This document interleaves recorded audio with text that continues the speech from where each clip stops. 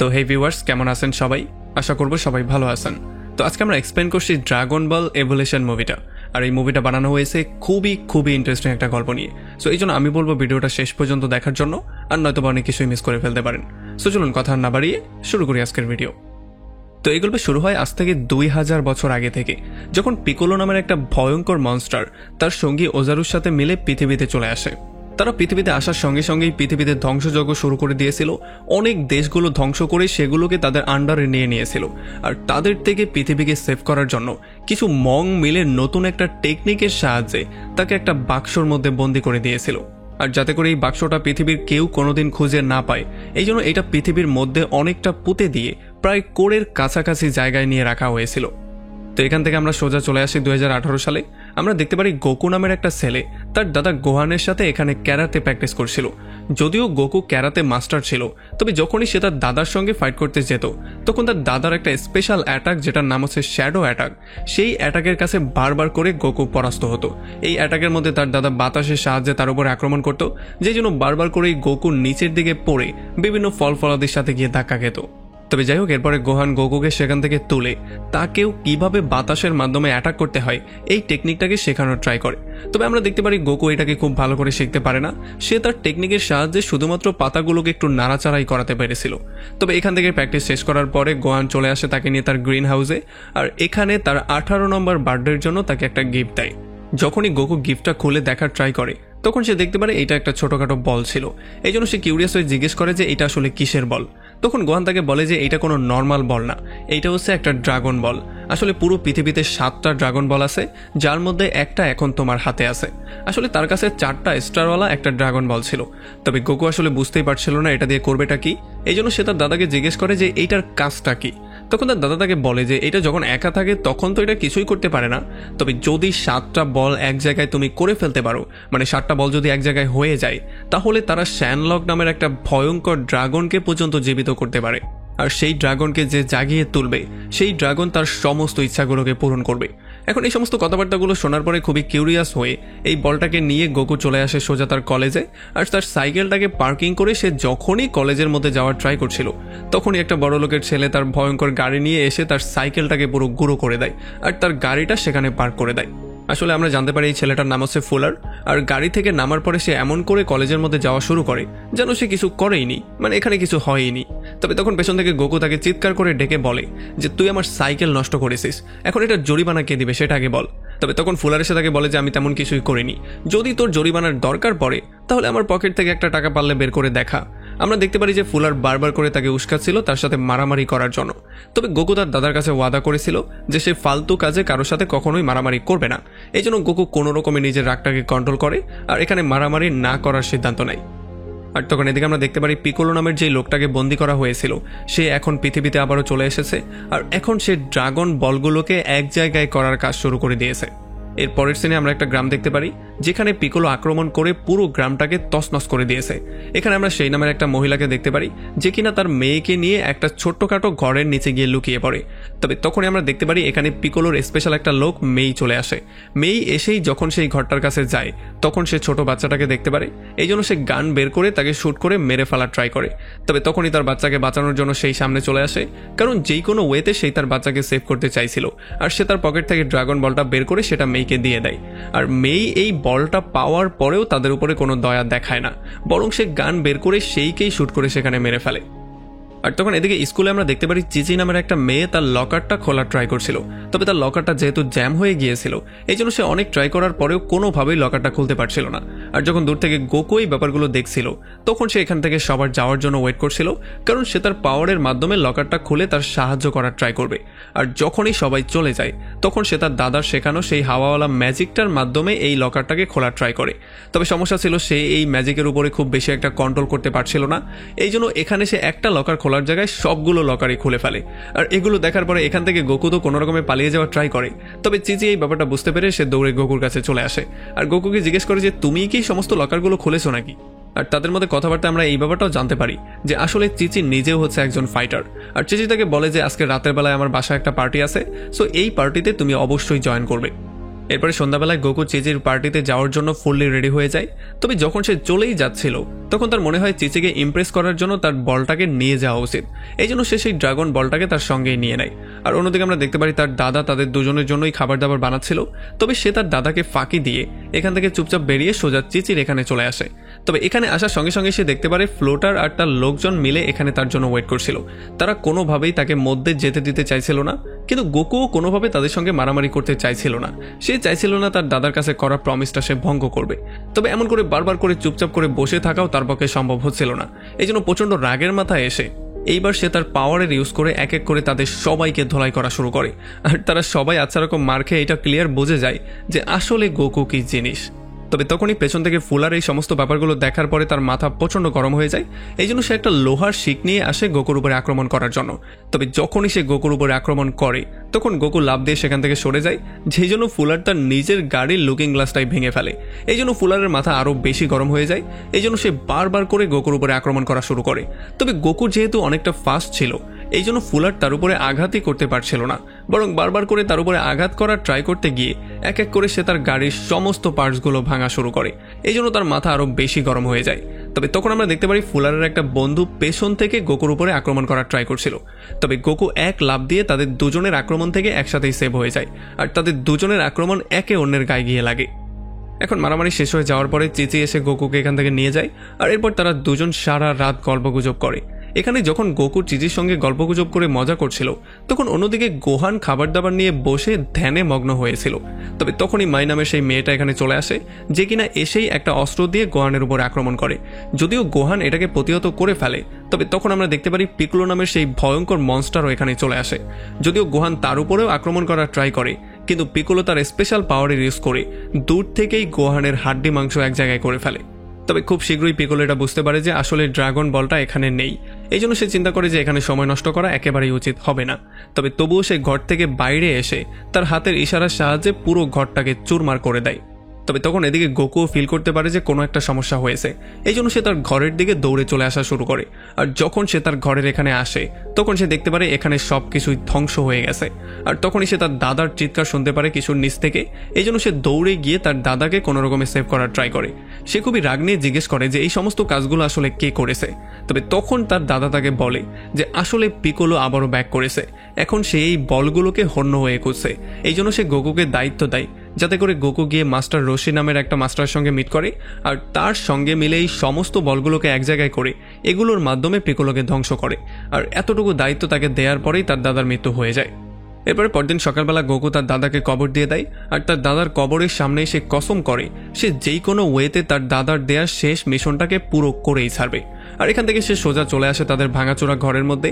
এখানে সে তার দাদার একটা পুরনো স্কুলের ড্রেস পেয়ে যায়, যেই ড্রেসটা কিনা ক্যারাতে মাস্টারদের জন্য ছিল। তবে তখনই হঠাৎ করে গোকু শুনতে পারে এই ঘরের মধ্যে কেউ একজন হাঁটছে। এই জন্য হাঁটার শব্দ ফলো করে করে সে গিয়ে সেই লোকটাকে খুঁজে বের করার ট্রাই করে। তবে হঠাৎ করেই তার সামনে একটা মেয়ে চলে আসে, যে কিনা আসার সঙ্গে সঙ্গেই তার উপরে গান পয়েন্ট করে ফেলে। আসলে এই মেয়েটার ড্রাগন বলগুলো খোঁজার জন্য এখানে এসেছিল। সে তার রাডারে দেখতে পেয়েছিল এখানে একটা ড্রাগন বল আছে, এই জন্য এটাকে নেয়ার জন্য সে এখানে এসেছে। আর আসার সঙ্গে সঙ্গেই সে গোকুর উপরে বারবার করে গুলি করা শুরু করে, কিন্তু গোকুও কোনো রকমে নিজেকে সেভ করা শুরু করে। আর এই মেয়েটা বারবার করে তাকে এইটাই বলছিল যে আমার বাবার ড্রাগন বলগুলো আমি যেই কোনো ওয়েতে উদ্ধার করেই ছাড়বো। তবে গোকু এগুলো রাগামাতা কিছুই বুঝতে পারছিল না। সে বলছিল যে এটা তো আমার দাদা আমাকে দিয়েছে, এটা তোমার বাবার কি করে হলো। তবে এরপরে যখন গোকু তাকে তার বলটা দেখায় তখন এই মেয়েটা পুরোপুরি শক্ট হয়ে যায়। সে দেখতে পারে এই বলের মধ্যে মাত্র 4টা স্টার ছিল, যেখানে তার বাবার কাছে যেই বলটা ছিল সেটার মধ্যে 5টা স্টার ছিল। এই জন্য গোকু তাকে বুঝিয়ে বলার ট্রাই করে যে পুরো দুনিয়াতে এমন 7টা বল আছে, আর প্রত্যেকটার মধ্যে হয়তো 1 থেকে 7টার মতো স্টার থাকলেও থাকতে পারে, আর সেগুলো এক জায়গায় করলেই একটা পাওয়ারের জন্ম হবে। আর তখন গোকু বুঝতে পারে যে এই মেয়ের কাছে কিছু স্পেশাল পাওয়ার আছে, আর তার কাছে কিছু অত্যাধুনিক টেকনোলজিও আছে। এই জন্য সে চিন্তা করে এই মেয়ের সাহায্যে সে মাস্টার রশিকে খুঁজে বের করবে। এই জন্য সে তার কাছে সাহায্য চাওয়া শুরু করে। গোকু তাকে বলে যে যদি তুমি আমাকে সাহায্য করো তাহলে আমিও তোমার বলটা খুঁজে বের করতে তোমাকে সাহায্য করতে পারি। যদিও প্রথমে এই মেয়েটা না করে দিয়েছিল, তবে পরে সে বুঝতে পারে যে গোকু তার কোনো কাজে আসলেও আসতে পারে। এই জন্য সে তার সঙ্গে হাত মিলিয়ে ফেলে, আর সে বলে তার নাম হচ্ছে গিয়ে বালমা। তো এরপরে রাতের বেলায় তারা দুজন শহরে চলে আসে, আর এখানে ইন্টারনেটের সাহায্যে তারা মাস্টারকে খুঁজে বের করার ট্রাই করে। তবে অনেকক্ষণ খোঁজাখুঁজির পরেও কোনোভাবেই তারা মাস্টারকে পাচ্ছিল না। আর এরপরে বালমা গোকুকে জানিয়ে দেয় যে আসলে মাস্টারকে আমি খুঁজে পাচ্ছি না, আমি বলতেও পারবো না এখন সে কোথায় আছে, সো আমাদেরকে আরো বেশি পরিশ্রম করতে হবে। তবে তখনই তাদের রাডারে একটা সিগন্যাল চলে আসে, যার মানে এটা ছিল যে আশেপাশেই কোনো একটা ড্রাগন বল আছে। এই জন্য তারা সেই সিগন্যালটাকে ফলো করতে করতে একটা নিরিবিলি ঘরের মধ্যে চলে আসে। এই ঘরের মধ্যে আসার সঙ্গে সঙ্গে বালমা ঘরের দরজাটাকে ব্রেক করে সোজা মধ্যে গিয়ে বলটাকে নেয়ার সিদ্ধান্ত নেয়। এখন তাকে ফলো করে গোকু ঘরের মধ্যে চলে আসে। তবে আস্তে আস্তে করে যখন সে সামনের দিকে যাচ্ছিল তখন ভুল করে সে একটা পাত্রের সাথে ধাক্কা খেয়ে যায়, যেই জন্য কিছু পাথর মাটির দিকে পড়া শুরু করে। তবে গোকু এগুলো মাটিতে পড়ার আগেই তার সুপার স্পিডের ইউজ করে একটা একটা করে সব কালেক্ট করে ফেলে। তবে দুর্ভাগ্যবশত একটা পাথর তার হাত থেকে ফসকে যায়, যেটা গিয়ে আরো একটা পাত্রের সাথে লাগে, যেই জন্য সেই পাত্রের শব্দ শুনে এই ঘরের মালিক ঘুম থেকে উঠে যায়। আর যখন সে বাইরে চেক করতে আসে তখন সে এখানে গোকুকে দেখার পরে সোজা দ্বিতীয় তলা থেকে লাফ দিয়ে গোকুর উপরে পড়ে আর তাকে এত জোরে একটা পাঞ্চ করে যে গোকু গিয়ে দেয়ালের সঙ্গে ধাক্কা খায়। তো এরপরে লোকটা তাকে বলে যে অনুমতি না নিয়ে কারো ঘরের মধ্যে ঢোকার কি শাস্তি হতে পারে সেটা আমি এখন তোমাকে দেখাচ্ছি। এইটা বলেই সে তার উপরে বারবার করে আক্রমণ করা শুরু করে আর আচ্ছা রকম করে তাকে ধোলাই করে। তবে এগুলোতে বিরক্ত হয়ে গোকু এখন তার সেই স্পেশাল বাতাসের টেকনিকটা ইউজ করে তার উপরে আক্রমণ করার সিদ্ধান্ত নেয়। তবে যখনই সে তার উপরে আক্রমণ করে তখন এই লোকটা শেষ মুহূর্তে নিচের দিকে ঝুঁকে যায়, যেই জন্য আক্রমণটা গিয়ে বালমার উপরে পড়ে আর বালমা উড়ে গিয়ে অনেকটা দূরে পড়ে। তবে তখন এই লোকটা এই আক্রমণের টেকনিকটা চিনে ফেলে আর সে গোকুকে জিজ্ঞেস করে যে তোমার দাদার কি অবস্থা। আর তখন এই ব্যাপারটা আমরা জানতে পারি যে আসলে এই লোকটাই হচ্ছে মাস্টার রশি। এরপরে এই লোকটা তার দাদার সঙ্গে কাটানো প্রত্যেকটা মুহূর্ত মনে করা শুরু করে আর এগুলো নিয়ে হাসা শুরু করে। তবে তখন গোকু তাকে জানিয়ে দেয় যে তার দাদার মৃত্যু হয়ে গেছে আর পিকোলো আবারও ফ্রি হয়ে গেছে। আর এইটা শোনার পরে তো মাস্টার পুরোপুরি থ হয়ে যায়। এই জন্য সে দ্রুত গিয়ে তার ড্রাগন বলটাকে খোঁজা শুরু করে আর অনেকক্ষণ খোঁজাখুঁজি করার পরে ফাইনালি গোকু একটা বলের নিচে সেই ড্রাগন বলটা পেয়ে যায়। আর এটাকে নিয়ে মাস্টার রশি তাদের দুজনকে বলে যে আমাদেরকে গ্রহণ লাগার আগে যেই কোনো ওয়েতে সমস্ত বলগুলোকে এক জায়গায় করতে হবে আর সেগুলোর মাধ্যমে তার উপরে আক্রমণ করে ফাইনালি তাকে ডিস্ট্রয় করতে হবে। আর এরপর সে গোকুকে বলে যে আসলে পিকোলোর মৃত্যু গোকুর হাতেই লেখা আছে, এই জন্য গোকুকেই এই মিশনটা কমপ্লিট করতে হবে। আর এরপর সে তাদের দুজনকে বলে যে এখন আমাদেরকে স্টোন টেম্পলে যেতে হবে, কারণ সেখানে গিয়ে গোকু প্র্যাকটিস করে তার পাওয়ারকে আরো বেশি বাড়াবে যাতে করে সে পিকোলোকে ফেস করতে পারে। তো এরপরে পরদিন সকালবেলায় তারা তিনজন বেরিয়ে পড়ে সেই টেম্পলের দিকে যাওয়ার জন্য। আর আমরা দেখতে পারি লম্বা একটা জার্নি করার পরে ফাইনালি একটা মরুভূমির মধ্যে তারা সেই টেম্পলটা পেয়ে যায়। আর এই টেম্পলে আসার সঙ্গে সঙ্গেই গোকু পুরোপুরি শক্ট হয়ে যায়।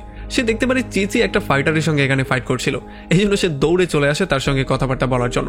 আর এরপরে চিচি তাকে বলে যে তোমার দাদার মৃত্যুর খবর শোনার পরে আমি অনেকটাই আপসেট হয়ে গিয়েছি, তুমি কি শোক থেকে এখনো বেরিয়ে আসতে পেরেছো? তবে এরপরে সে তাকে টুর্নামেন্টের খবরটাও জানায়। সে বলে যে সামনেই এখানে একটা টুর্নামেন্ট হচ্ছে, সো ততদিন পর্যন্ত তুমি এখানেই রয়ে যাও। তো একটু পরে গোকু চলে আসে মাস্টার রশির কাছে আর তখনই এখানে বালমা এসে তাদেরকে জানায় যে তার রাডারে তারা আরও একটা সিগন্যাল পেয়েছে, মানে ড্রাগন বল একটা এখানেও আছে। এই জন্য তারা দ্রুত তিনজন মিলে বেরিয়ে পড়ে সেই ড্রাগন বলটাকে উদ্ধার করার জন্য। তবে যখন তারা মরুভূমির মধ্য দিয়ে দ্রুত গাড়ি চালিয়ে যাচ্ছিল তখন ভুল করে তারা একটা গর্তের মধ্যে পড়ে যায়। আর তখন ইয়াচি নামের একটা ছেলে তাদের তিনজনকে সাহায্য করার জন্য আসে। তবে এর বদলে সে বালমার বাইকটা চেয়ে বসে। তবে বালমা কোনোভাবেই তার বাইকটা দিতে চাইছিল না। সে বলছিল তুমি সাহায্য না করলে সমস্যা নেই, আমরা তিনজন একাই এখান থেকে যেই কোনো ওয়েতে বেরিয়ে যাব। আর আমরা দেখতে পারি যে যতবারই করে তারা বেরিয়ে যাওয়ার ট্রাই করছিল ততবারই তারা ফেল করছিল। আর মাস্টার রশি এই ব্যাপারটা বুঝতে পেরে এখানেই আগুন জ্বালিয়ে এখানেই থাকার সিদ্ধান্ত নিয়ে নেয়। এরপরে মাস্টার রশি তাদেরকে বলে যে আসলে পিকোলো এই সমস্ত বলগুলোকে এক জায়গায় করে তার সাথী অজারুকে আবারও জীবিত করতে চায়, কারণ যদি সে অজারুকে জীবিত করে ফেলে তাহলে তার মাধ্যমে সে পুরো পৃথিবীর কন্ট্রোল আবারও নিয়ে নেবে। আর তাকে জীবিত সে একমাত্র সূর্যগ্রহণের দিনই করতে পারবে, যেটা কিনা আজ থেকে 2 দিন পরেই হতে যাচ্ছে। সো এই 2 দিন সময়ই আমাদের হাতে আছে। যদি আমরা সমস্ত বলগুলো কালেক্ট করে ফেলি তাহলে হয়তো আমরা তাকে ফেল করালেও করাতে পারি। এরপরে মাস্টার রশি তাদেরকে বলে যে এখন আমাদের কাছে একটাই অপশন আছে, আমাদেরকে সমস্ত বলগুলোকে এক জায়গায় করতে হবে আর এরপরে সেই ড্রাগনের কাছে উইশ করতে হবে যাতে সে পিকোলোকে মেরে ফেলে। তবে তখনই বালমা দেখতে পারে তার রাডারে আরও একটা সিগন্যাল চলে এসেছে আর এই জন্য সে বুঝতে পারে যে আশেপাশেই হয়তোবা একটা ড্রাগন বল আছে। আর এটা শোনার পরে মাস্টার রশি আর কোনোভাবেই সময় নষ্ট করতে চাইছিল না। সে সেখান থেকে জোরে একটা লাফ দিয়ে সোজা এই গর্ত থেকে বাইরে চলে আসে। আর এরপর সে ইয়ামচাকে ধরে বলে যে দ্রুত তুমি সিঁড়িগুলোর নিচে ফেলো আর নয়তোবা তোমার খবর আছে। তো এখান থেকে ফ্রি হয়ে কোনো রকমে তারা একটা জায়গায় চলে আসে আর এখানে এসে তারা গর্ত করার একটা মেশিনের মাধ্যমে বিশাল বড় একটা গর্ত করে ফেলে। আর এই গর্তটার সাহায্যে তারা চলে আসে একটা সুড়ঙ্গর মধ্যে। আর এই সুড়ঙ্গ দিয়ে যখন তারা একটু সামনে যায় তখন তারা চলে আসে লাভার সমুদ্রের মধ্যে। তারা এখানে এসে বুঝতেই পারছিল না যে এই ভয়ঙ্কর লাভাগুলো তারা কি করে পার করবে। তবে তখনই আমরা দেখতে পারি এখানে ভয়ঙ্কর কিছু মনস্টার এসে এক এক করে তাদের উপরে আক্রমণ করা শুরু করে। যদিও ওই মনস্টারগুলো তাদের চেয়ে সংখ্যায় অনেক বেশি ছিল, তবে তবুও তারা তিনজন মিলে আচ্ছা রকম করে ধোলাই করে এক এক করে তাদের সবাইকে শেষ করে দেয়। তবে এরপরে যখনই তারা সামনে যাওয়ার ট্রাই করে তখন তারা দেখতে পারে এই মনস্টারগুলোকে আসলে মারা সম্ভবই না, তাদেরকে মেরে ফেলে তারা আরও ডাবল হয়ে এসে আক্রমণ করা শুরু করে। আর এই সমস্ত ব্যাপারগুলো দেখার পরে মাস্টার রশি একটা মনস্টারকে ধরে লাভার মধ্যে ফেলে দেয়, আর তখন সে বুঝতে পারে যে লাভার মধ্যে ফেললেই তাদের মৃত্যু হতে পারে। এই জন্য এরপর তারা এক এক করে সবগুলোকে লাভার মধ্যে ফেলা শুরু করে, আর এমন করেই তারা মনস্টারগুলোকে মেরে তাদের লাশের মাধ্যমে একটা ব্রিজের মতো বানিয়ে ফেলে। আর এরপরে গোকু এই ব্রিজ দিয়ে সোজা লাভার ওই পারে চলে আসে, আর এখানে 6 স্টারওয়ালা একটা বল পেয়ে যায়। তবে যখনই সে বলটা হাতে নিতে যাচ্ছিল তখনই এখানে মাই নামের সেই মেয়েটা চলে আসে, যে কিনা এসেই গোকুর উপরে আক্রমণ করে সেই বলটা নিয়ে পালিয়ে যাওয়ার ট্রাই করে। তবে গোকু সঙ্গে সঙ্গে তাকে ফলো করে তার উপরে গিয়ে আক্রমণ করে দেয়। আর তাদের মারামারির মধ্যে আমরা বুঝতে পারি যে গোকু মাইয়ের চেয়ে অনেক গুণ বেশি পাওয়ারফুল, এই জন্য সে মাইকে আচ্ছা রকম ধোলাই করে তাকে সেখানে কাবু করে ফেলে। আর এরপরে সে বলটা নিয়ে সোজা বালমাকে দিয়ে দেয়। এরপরে বালমা তাদেরকে বলে যে এখন শুধুমাত্র তাদের হাতে 2 দিনই বাকি আছে, আর এই 2 দিনের মধ্যে যদি তারা সমস্ত বলগুলো এক জায়গায় করতে না পারে তাহলে পৃথিবী পুরোপুরি ধ্বংস হয়ে যাবে। এই জন্য মাস্টার রশি তাদেরকে বলে যে এখন আমাদের হাতে শুধুমাত্র একটাই ভরসা আছে, সেটা হচ্ছে আমাদের পুরনো মাস্টার। এই জন্য সে সোজা চলে আসে তাদের পুরনো মাস্টার জি এর কাছে। এখানে মাস্টার রশি মাস্টার জিকে বলে যাতে করে সে পিকোলোকে বন্দি করার জন্য একটা বাক্স বানিয়ে দেয়। আর তখন আমরা জানতে পারি যে মাস্টার রশি নিজের আত্মাকে স্যাক্রিফাইস করে সেই আত্মার মাধ্যমে পিকোলোকে বন্দি করার জন্য একটা বাক্সা বানানোর জন্য রাজিও হয়ে গিয়েছিল। আর তখন এদিকে আমরা দেখতে পারি ফাইনালি সেই কম্পিটিশনটা শুরু হয়ে যায়, যেখানে চিচির সঙ্গে ফাইট করছিল মাই নামের সেই মেয়েটা। তবে চিচি এই ব্যাপারটা জানতো না যে মাই পিকোলোর জন্য কাজ করে। এখানে মাই খুবই টেকনিকের ইউজ করে চিচির শরীরের মধ্যে একটা কাট করে দেয়, আর একটা বোতলের মধ্যে একটু রক্ত নিয়ে সে সোজা কম্পিটিশন থেকে বাইরে বেরিয়ে চলে আসে। আর একটু পরেই আমরা দেখতে পারি এখানে গোকুও চলে আসে, যে কিনা এসেই প্রথমে চিচিকে সরি বলে, কারণ সে তার টুর্নামেন্টটা দেখতে এখানে আসতে পারেনি। তো এখান থেকে গোকু সোজা চলে আসে টেম্পলে মাস্টার রশির কাছে, যাতে করে সে আরও একটু ভালো করে প্র্যাকটিস করতে পারে। আর আমরা দেখতে পারি মাস্টার রশিও তাকে সবচেয়ে সেরা যেই টেকনিকটা আছে সেইটা শেখানোর ট্রাই করে, যেটার নাম ছিল কামেহামেহা।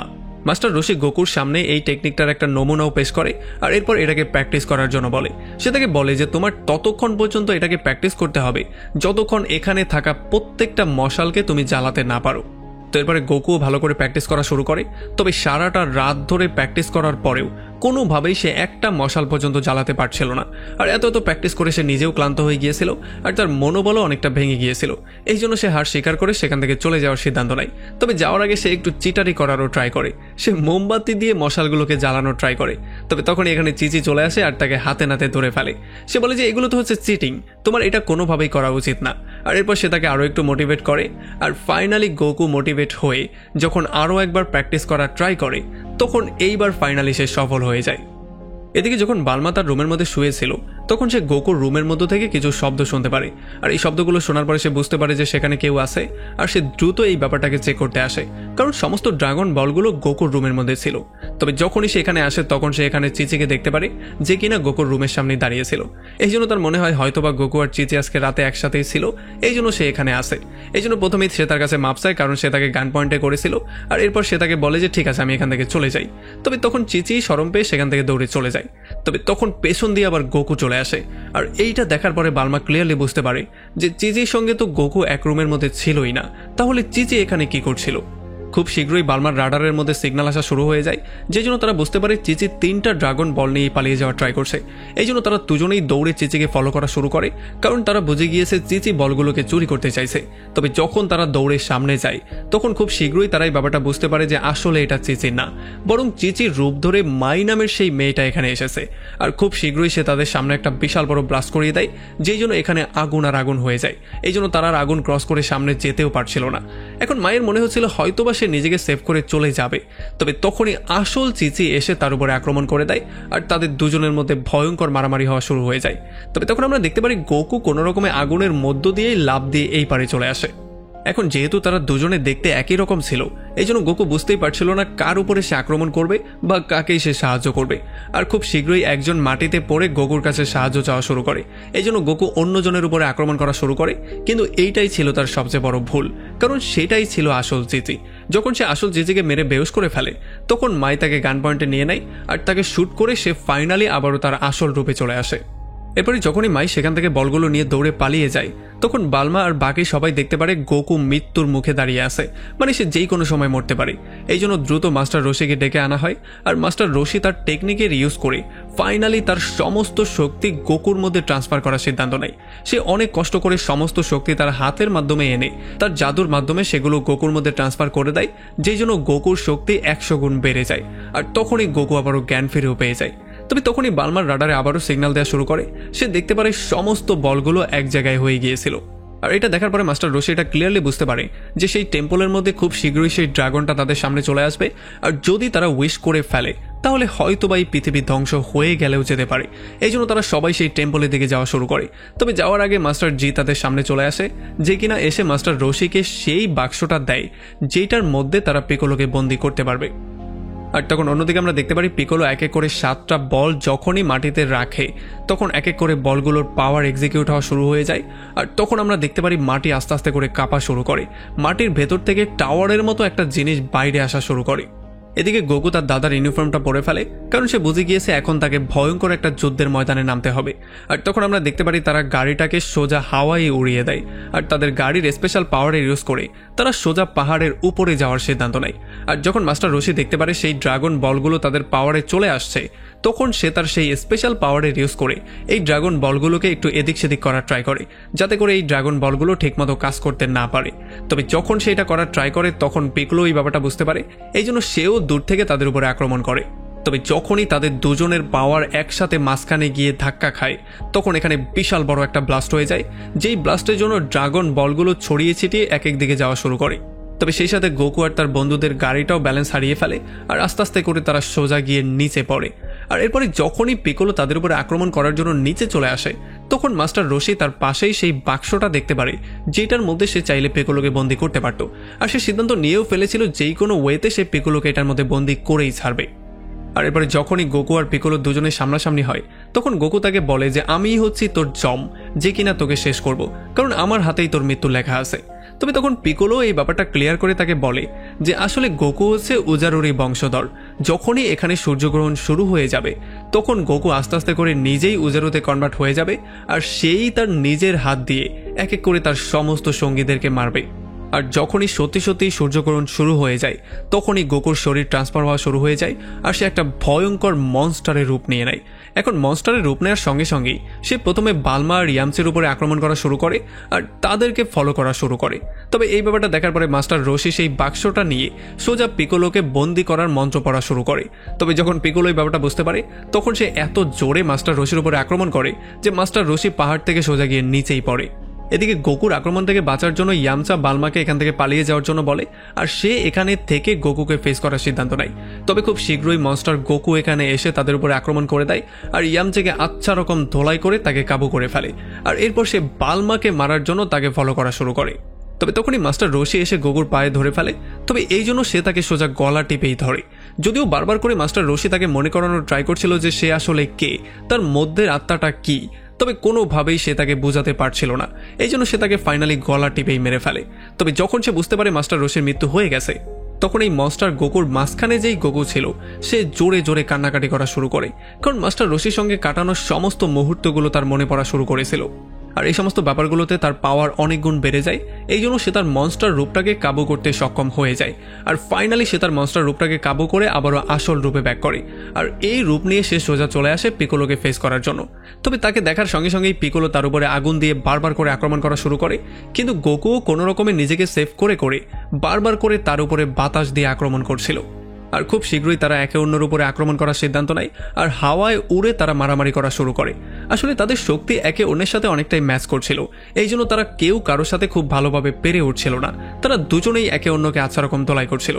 আর তখন অন্যদিকে আমরা দেখতে পারি মাই গিয়ে পেছন থেকে বালমার উপরে শুট করার ট্রাই করে, যেই জন্য বালমা সোজা সুরঙ্গের মধ্যেই পড়ে যায়। আর এরপরে বালমা কোনো রকমের দাঁড়া হয়ে যখন মায়ের উপরে শুট করা শুরু করে তখন মাইও নিজেকে সেভ করা শুরু করে আর খুব শীঘ্রই বালমার বন্দুকের গুলিও শেষ হয়ে যায়। এই জন্য ফাইনালি বালমা স্যারেন্ডারি করে ফেলে। সে তাকে বলে প্লিজ আমাকে মেরো না, আমি সমস্ত বলগুলো তোমাকে দিয়ে দিব। আর এইটা বলার সঙ্গে সঙ্গেই সে তার সেই ডিভাইসটা বের করে যখনই একটা প্রেস করে তখন আমরা দেখতে পারি সেটা একটা সুপার বাইকে কনভার্ট হয়ে যায়, যেটা গিয়ে মায়ের উপরে আক্রমণ করে। তবে মাই কোনো রকমের সেখান থেকেও নিজেকে সেভ করে ফেলে আর পরবর্তীতে এসে বালমার উপরে আক্রমণ করার ট্রাই করে, তবে তখনই পেছন থেকে ইয়ামচা এসে মায়ের উপরে আক্রমণ করে মায়ের খেলা সেখানেই শেষ করে দেয়। আর তখন পাহাড়ের উপরে গোকু প্রচণ্ড রাগের মাথায় এসে তার সমস্ত পাওয়ারগুলো একটা বলের মধ্যে কনভার্ট করে ফেলে। যদিও পিকোলো তার পাওয়ারগুলো একটা বলের মধ্যে করে তার উপরে আক্রমণ করছিল, কিন্তু গোকুর পাওয়ার এখন এতটাই বেশি হয়ে গিয়েছিল যে সে পিকোলোর পাওয়ারকে সোজা ফুটো করে চলে আসে পিকোলোর সামনে, আর তার নিজের পাওয়ার দিয়ে আক্রমণ করে ফাইনালি মাস্টার রোশির শেখানো সেই টেকনিকটার ইউজ করে পিকোলোকে এখানেই শেষ করে দেয়। আর পিকোলোর মৃত্যুর পরে যখন সমস্ত কিছু ঠান্ডা হয়ে যায় তখন তাদের পুরো টিম চলে আসে মাস্টার রোশির লাশের কাছে। এখন তাদের পুরো টিম মাস্টার রোশিকে ফাইনালি ড্রাগন বলের সাহায্যে আবারও জীবিত করার সিদ্ধান্ত নেয়। এই জন্য তারা সমস্ত ড্রাগন বলগুলোকে মূর্তির সামনে রাখে, আর খুব শীঘ্রই এখানে সেই ড্রাগনটা তাদের সামনে চলে আসে। তারা সবাই মাস্টার রোশিকে আবারও জীবিত করার উইশ ড্রাগনের সামনে করে, আর এই জন্য ফাইনালি ড্রাগন তাদের উইশ রক্ষা করে মাস্টার রোশিকে আবারও জীবিতও করে দেয়। আর আমরা দেখতে পারি যখনই মাস্টার রোশি জীবিত হয়ে যায় তখন সমস্ত ড্রাগন বলগুলো খুবই স্পিডে এদিক সেদিক দৌড়াদৌড়ি করে এক এক দিকে ছড়িয়ে ছিটিয়ে পড়ে যায়। আর এমন একটা ইন্টারেস্টিং পয়েন্টে এই পুরো মুভিটা এখানেই শেষ হয়ে যায়। তো আমাকে কমেন্ট করে জানান কেমন লাগলো ভিডিও। যদি ভালো লাগে তাহলে অবশ্যই একটা লাইক করবেন, আর যদি এখনও আমাদের চ্যানেলটা সাবস্ক্রাইব করে না থাকেন তাহলে প্লিজ করে ফেলুন। তো আমাদের দেখা হবে অন্য কোনো ভিডিওতে অন্য কোনো একদিন। Till then, take care.